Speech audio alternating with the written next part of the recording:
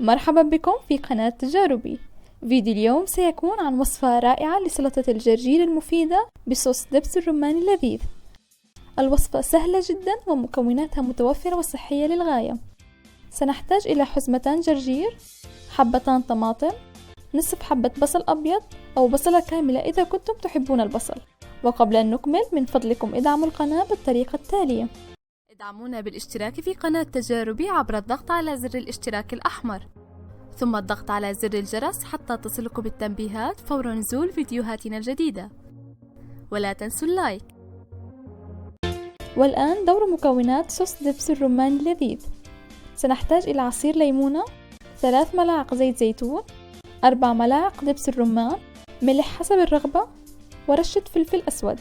لمزج المكونات سنستخدم علبة بغطاء، نضيف لها زيت الزيتون، الليمون، دبس الرمان، الملح والفلفل.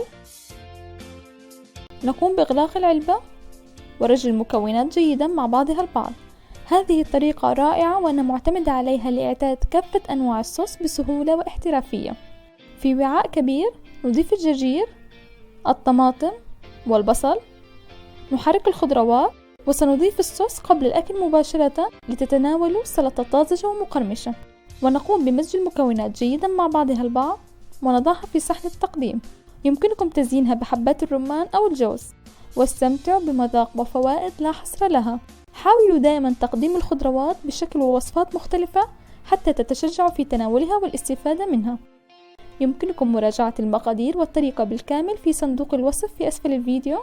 وإذا عجبتكم الوصفة لا تنسوا دعمنا باللايك والاشتراك، وأن تشاهدوا الفيديوهات السابقة الظاهرة أمامكم. شكرا لمشاهدتكم، وانتظروني في فيديوهات جديدة.